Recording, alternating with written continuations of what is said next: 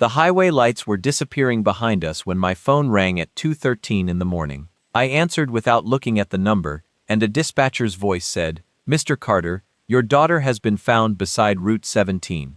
For 3 seconds, I couldn't speak. Then she added, "She's alive, but she's injured." I remember the exact sensation that followed. Cold air against my face, a hard pressure behind my eyes. My heartbeat suddenly louder than everything around me. My daughter, Natalie Carter, had left home that evening to meet a friend.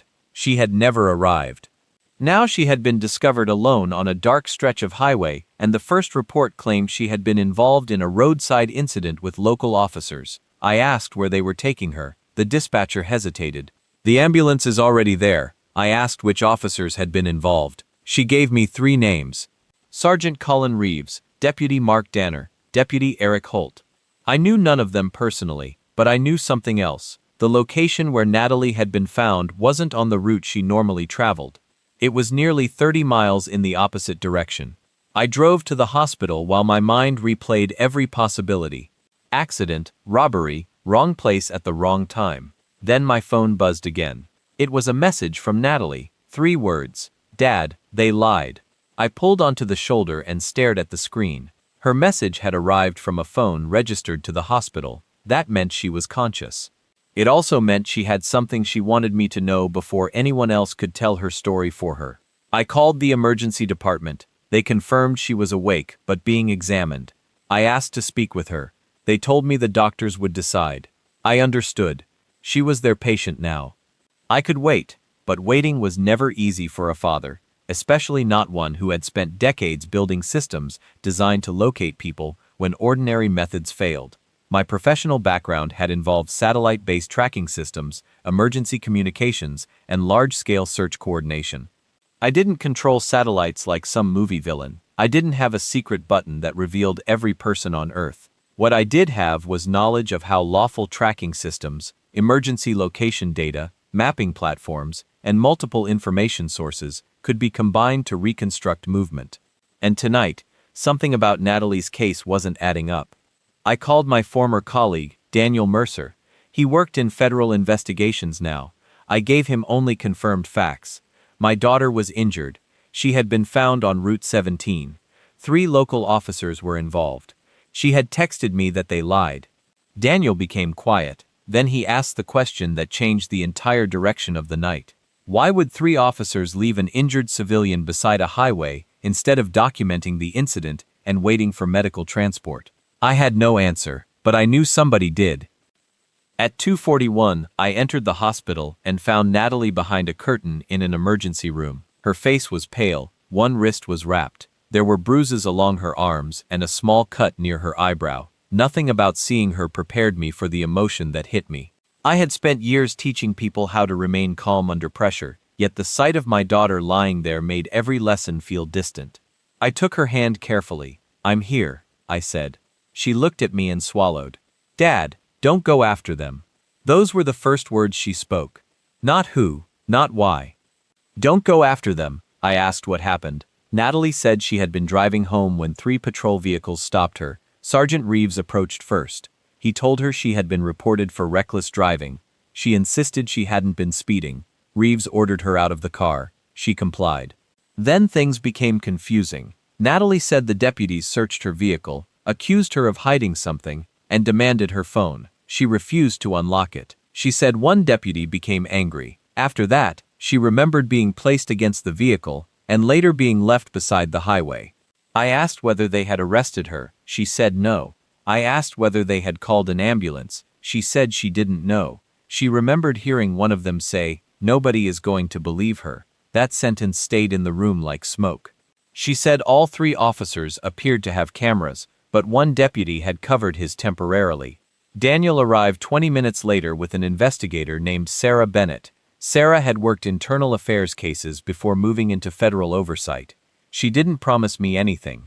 She simply said, "We'll document everything." That was exactly what I wanted to hear. Natalie handed Sarah her phone. There was one recording. It had been made accidentally when Natalie pressed the emergency button during the confrontation. Most of the recording contained noise, movement, and fragments of voices.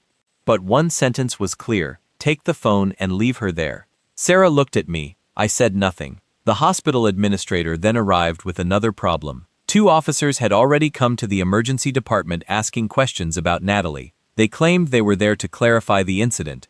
Sarah immediately stopped the conversation and requested that all contact go through investigators. That detail changed the atmosphere. Why were officers investigating their own conduct while the injured person was still receiving treatment? Daniel asked me whether I had any information about the patrol vehicles.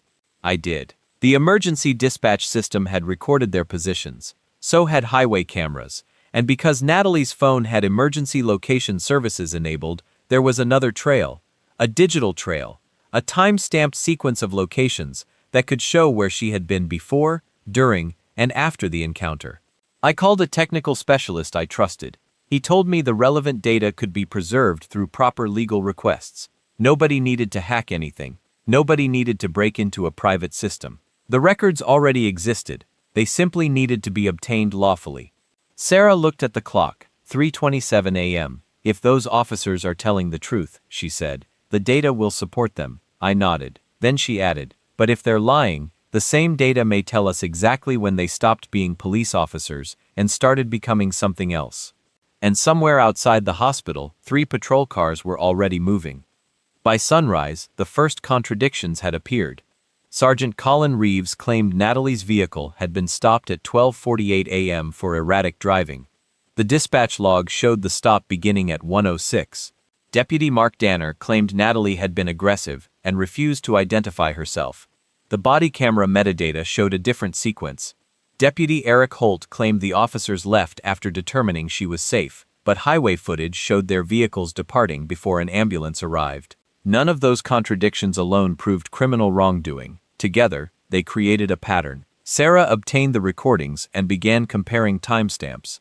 I watched silently as she built the timeline. At 12:52, Natalie's phone was moving normally toward home. At 12:59, it changed direction. At 1:05, it stopped. At 1:07, 3 patrol vehicles appeared within the same corridor. At 1:18, Natalie's phone registered a sudden movement. At 1:24, the phone stopped transmitting normally. At 1:31, 1 patrol vehicle left the area. At 1:34, another left. At 1:36, the third left. At 1:48, an emergency call was made from a nearby service station. The caller was a truck driver who had found Natalie. He had told the dispatcher that she was injured and confused. Sarah looked at me. This isn't what their reports say. I asked whether the officers knew about the digital records. She said probably not.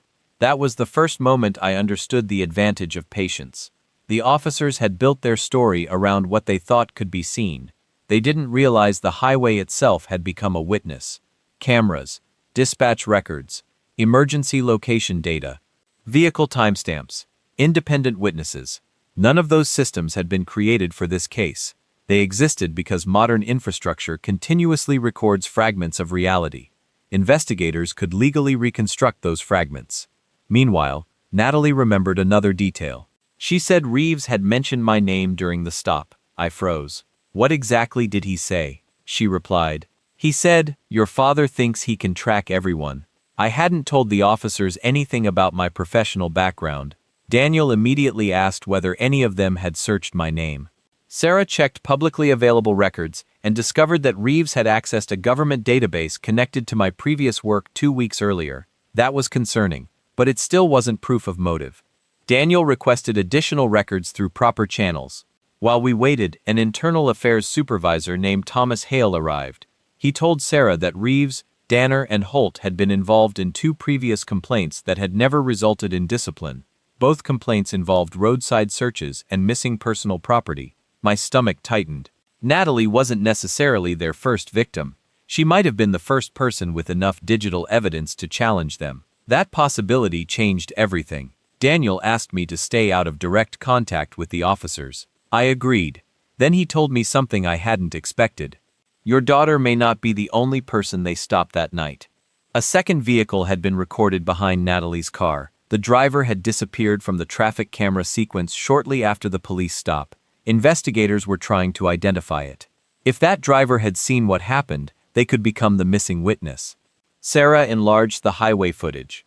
The vehicle was a silver pickup. Its plate was partially visible. She ran the available data. The registration belonged to a man named Robert Hayes, a long-haul trucker. Robert had called emergency services at 1:48. He had seen Natalie beside the road. But he had also seen something else. He told investigators that when he approached her, she whispered one sentence. "They took my phone." Robert had no reason to invent that. And if the officers had taken it, the question became terrifyingly simple. What had they been trying to erase? The answer began appearing that afternoon. Investigators recovered Natalie's phone through a warrant-supported evidence request. It had been found inside a roadside drainage area less than half a mile from where she was discovered. The device had been damaged, but the storage remained intact. Technical specialists extracted portions of the data. One deleted recording contained the sound of Natalie repeatedly asking why she was being stopped. Another captured Reeves ordering Danner to check the trunk. Natalie could be heard saying there was nothing illegal inside. Then came a brief silence. Then Danner's voice, "This will work." The recording ended. Those 3 words changed the investigation. Sarah asked what "this" meant. Nobody knew yet. Investigators searched the vehicle after obtaining the proper warrant. They found no drugs, weapons, or stolen property. But they discovered something unusual beneath the trunk lining, an envelope containing cash. The serial numbers matched currency reported missing in an unrelated theft complaint from 6 weeks earlier. The envelope had apparently been planted. It was the kind of evidence that could be used to manufacture probable cause. But there was a problem. The money had been stored in a police evidence bag, the bag number traced back to a previous case handled by Reeves. Suddenly the old complaints mattered. Investigators expanded the inquiry. They discovered evidence from multiple prior traffic stops that had been improperly documented. Some property had disappeared after searches. One person had been arrested on allegations later dismissed. Another had complained that officers had pressured him to accept a false confession. The pattern was no longer isolated. It was systemic enough to demand federal oversight. Meanwhile, Reeves appeared on local television claiming the officers had acted professionally. He described Natalie as uncooperative and said the department was cooperating with investigators. Sarah watched the interview without blinking. Then she paused the screen. "Look at his left hand." Reeves was holding a document. It appeared to be a copy of the original incident report, but the timestamp printed on the document was impossible. The report had supposedly been completed at 2:05 a.m., yet the body camera system showed Reeves still at the scene at 2:12. Someone had backdated the report. That opened another door. Who had authorized the alteration? Internal records revealed that the supervisor who approved the report was Captain Richard Sloan, a longtime associate of Reeves. Sloan had also signed off on the previous complaints. Daniel requested a full audit. Within hours, investigators discovered that Sloan had deleted several internal emails. The emails were recovered through institutional backups. One contained a message from Reeves sent 2 days before Natalie's stop. "We need another clean stop." Nobody knew what clean stop meant until they found the financial records. Reeves, Danner, Holt, and Sloan had all made unexplained cash deposits over the previous year. The amounts were small enough to avoid immediate attention, but frequent enough to form a pattern. Sarah stared at the spreadsheet. "They're not just covering something up," she said. "They may be making money from it." I felt the anger rising in my chest, but I pushed it down. Anger could wait. Evidence couldn't. The investigation accelerated once federal auditors became involved. They examined every accessible record connected to the officers. More names appeared. 2 civilians reported being stopped by the same deputies within months of one another. Both described similar behavior: roadside questioning, aggressive searches, pressure to surrender phones, and threats of arrest.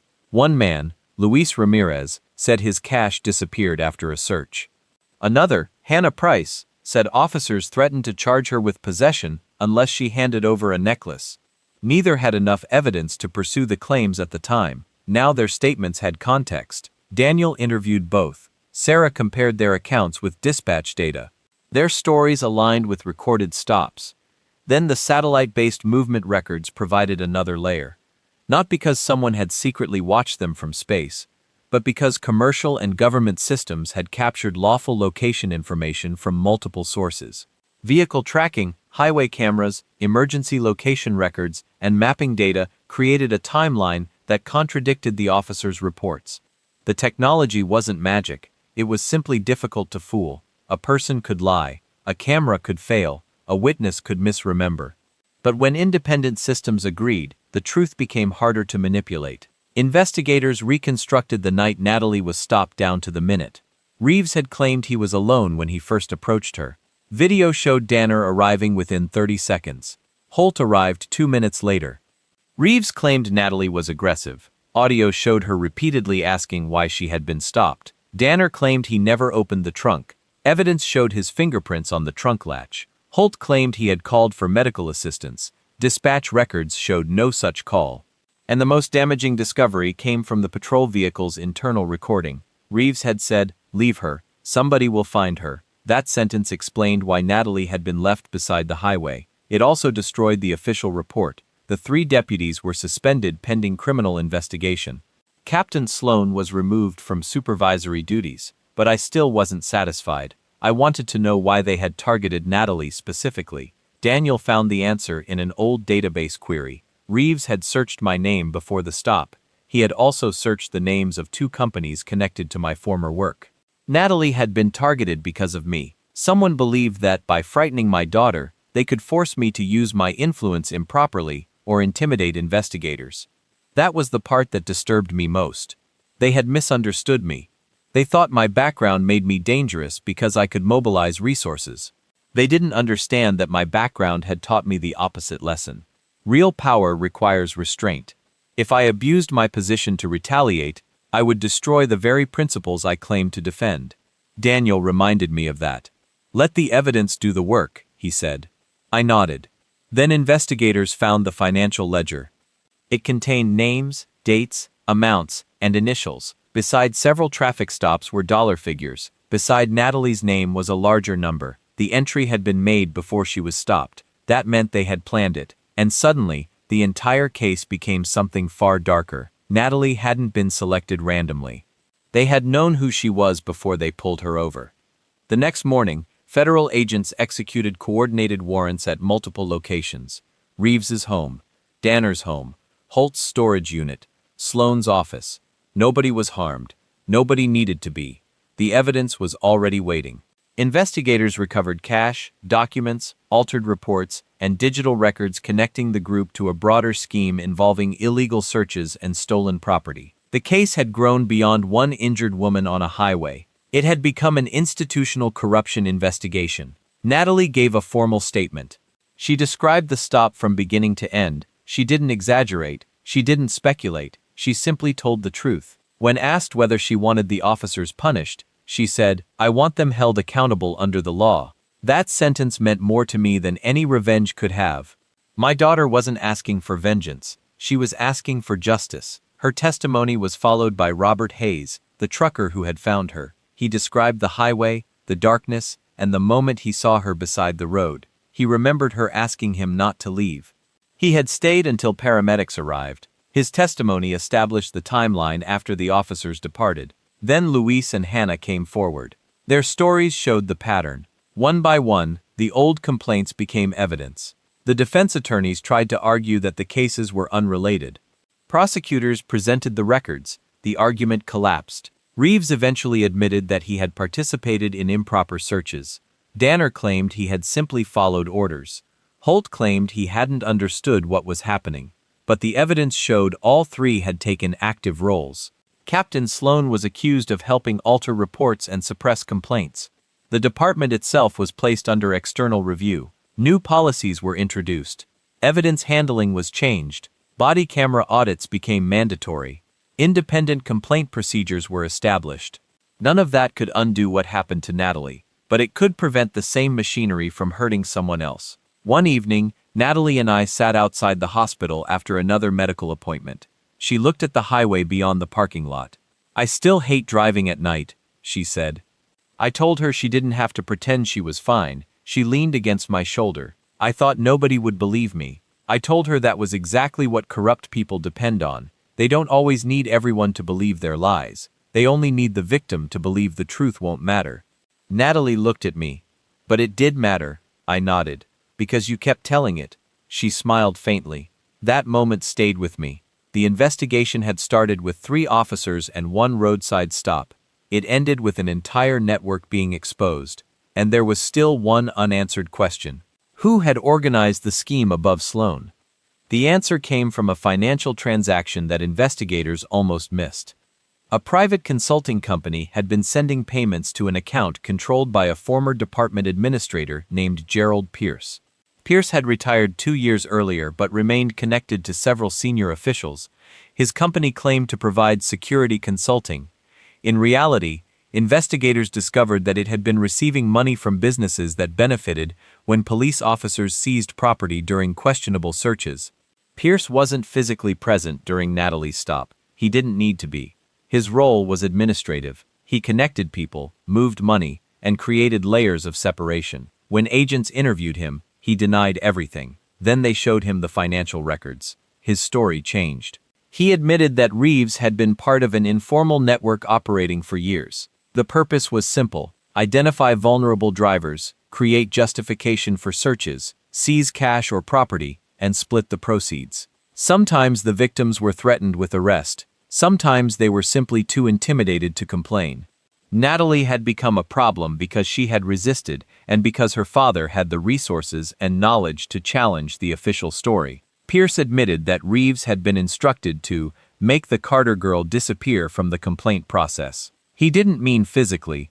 He meant discredit her, make her look unstable, and create enough paperwork to bury the incident. That admission became critical. It proved the attack had been deliberate. Prosecutors charged the participants under applicable state and federal laws. The courtroom became the place where every lie had to confront evidence. Reeves sat quietly during the first hearing. Danner stared at the floor. Holt avoided eye contact. Sloan looked angry. Pierce looked tired. Natalie sat beside me. She wasn't afraid anymore. She was focused. The prosecution presented the timeline first, then the recordings, then the financial records, then the witnesses. Then the digital evidence. The defense tried to challenge the technology, but independent records confirmed one another. The highway cameras matched the dispatch logs. The dispatch logs matched the phone data. The phone data matched the emergency call. The body camera metadata matched the vehicle location. The pieces fit. The truth wasn't based on one perfect piece of evidence. It was based on dozens of imperfect pieces pointing in the same direction. That's how reality works. Lies often require one story. Truth can survive thousands of details. When the verdict finally came, Natalie squeezed my hand. Guilty. On multiple counts. The courtroom remained silent. I didn't feel triumph. I felt release. The pressure I had carried since that first phone call finally loosened. The people responsible would face consequences. The department would change. Natalie would have the chance to heal. That was enough. Outside the courthouse, reporters asked whether I had used my professional connections to bring the case down. I told them the truth. I helped my daughter find people who could investigate lawfully. The evidence did the rest. One reporter asked whether I wanted revenge. I looked at Natalie. She answered before I could. No, we wanted the truth. And that became the sentence I remembered most. Months passed. Natalie returned to work. She eventually began volunteering with a legal aid organization that helped people understand their rights during police encounters.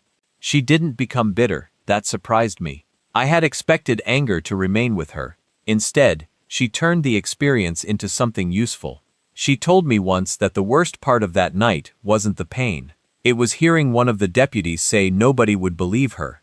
That's what stayed with me, she said. Not because I believed him, but because for a second I wondered if he was right. I told her that doubt is one of the most powerful tools people use against each other. If they can make you doubt your own memory, they don't have to erase the evidence.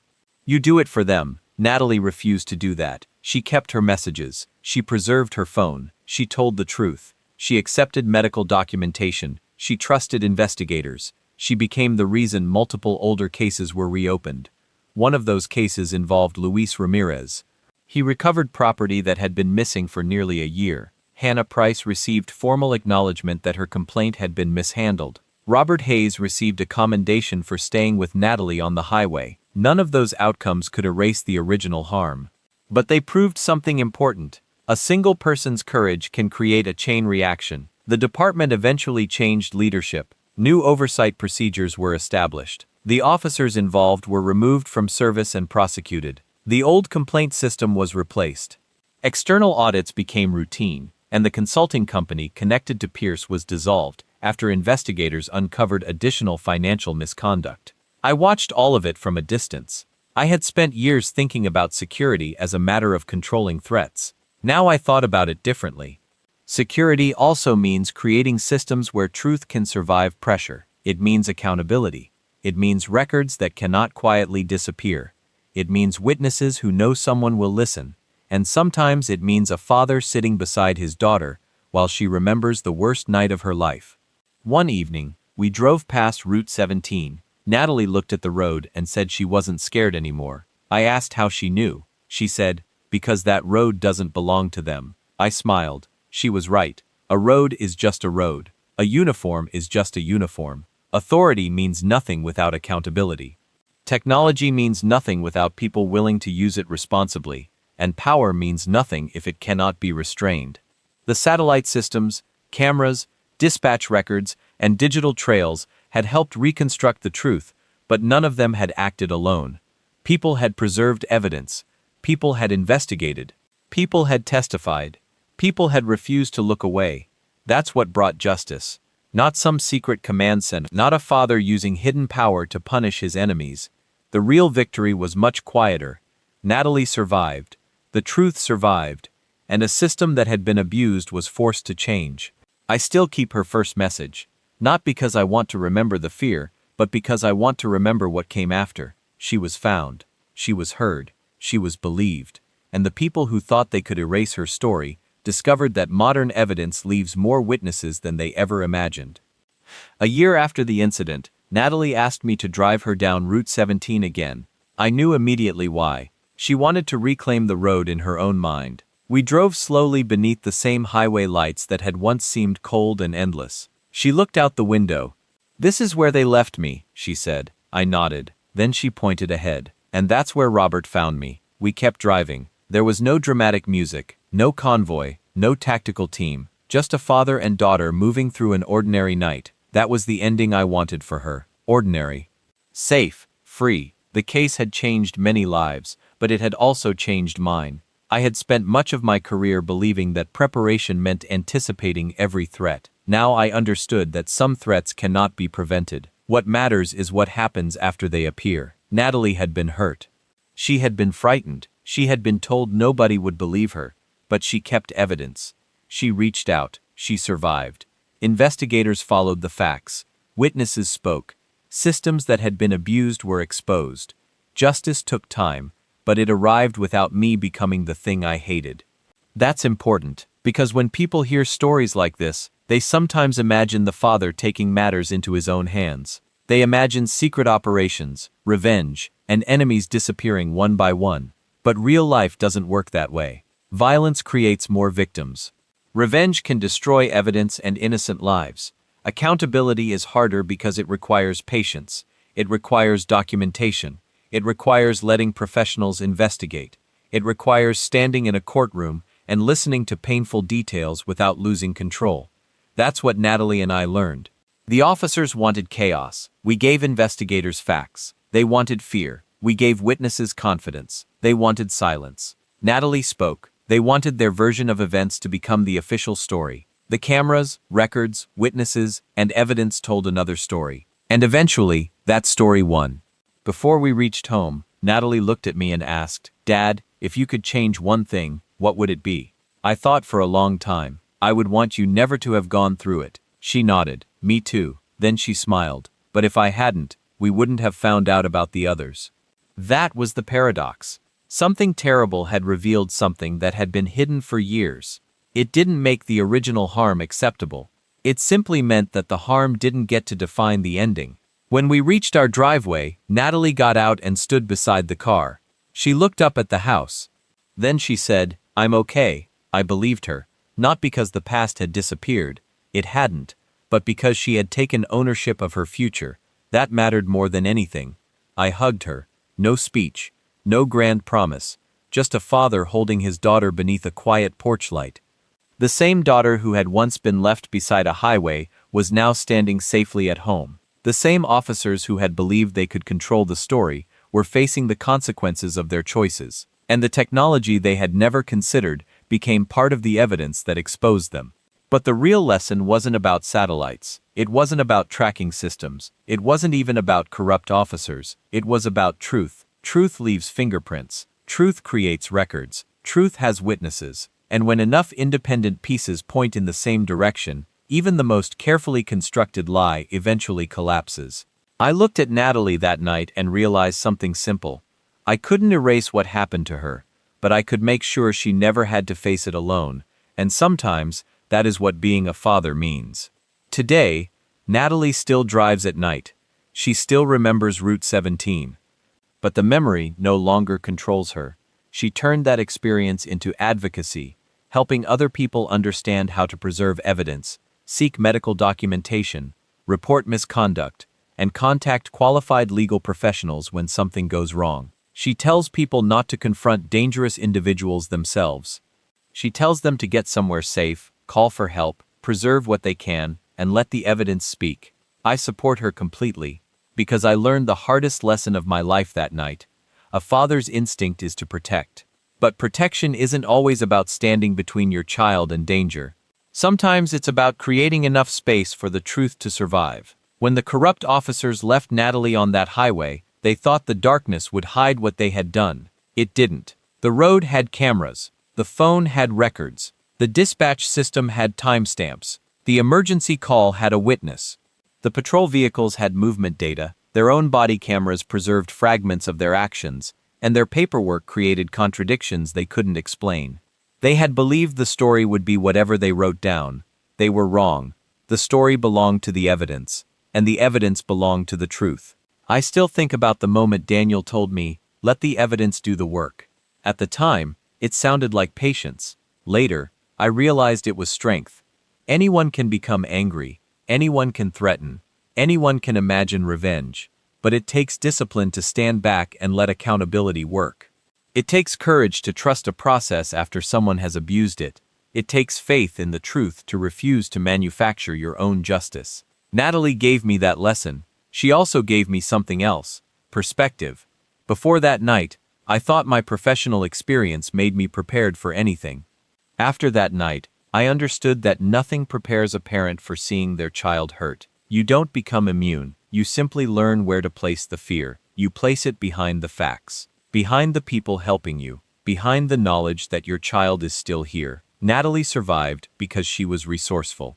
Robert helped because he stopped. Sarah investigated because she refused to accept the first story. Daniel followed the evidence. Other victims came forward, and eventually, the truth became too large to bury. That's what justice looked like. Not revenge, not destruction, not a secret operation. Accountability. At the end of everything, I asked Natalie what she wanted people to remember. She thought for a moment. Then she said, "If someone tells you nobody will believe you, don't let that become your truth." I will never forget those words. Because they weren't just about her. They were about every person who has ever been intimidated into silence, every person who thought their story was too small, every person who believed the powerful automatically win. They don't always win. Sometimes the smallest piece of evidence becomes the thread that pulls an entire lie apart. Sometimes one witness changes everything. Sometimes one message starts an investigation. And sometimes a father gets a phone call in the middle of the night that changes his understanding of strength forever. Natalie came home. The truth came out. The corrupt officers faced justice. And the highway became just another road again. That was enough. If you were in my shoes, would you have trusted the investigators and the legal process, or would the fear and anger have pushed you toward taking matters into your own hands? Where are you watching from? Comment your city or country below. What kind of story do you want next? Military revenge, psychological thriller, or emotional family justice? And here's the bigger question. If someone you loved was hurt and powerful people tried to control the story, would you fight with anger, or would you stay calm and let the evidence speak? Thank you for staying with this story until the end. Take care of the people you love, protect the truth, and remember that real strength is not always about having more power. Sometimes it is about having the discipline not to misuse the power you already have. Stay safe, stay strong, and I'll see you in the next story.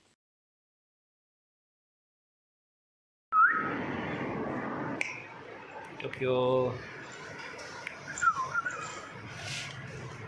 इधर देखो,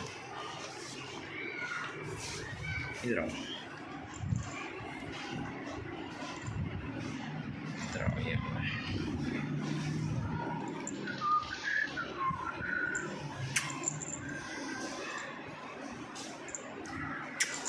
तेरी भैंस की पापा cat कहाँ है? हाँ, मैंने कहा दिखाता हूँ। कौन से रहती है? हैं? और एक मिनट हिलती भी नहीं। वो उसका फिर अपना रूम है ना, कमरा। वहाँ वो आधी हुई पड़ी है ना, फिर वो तो उसका अपना घर है। बच्चा जैसे घर में उछलता कूदता, जैसे बाहर निकालो सहम जाता, डर जाता है। टोक्यो टोकी टोकी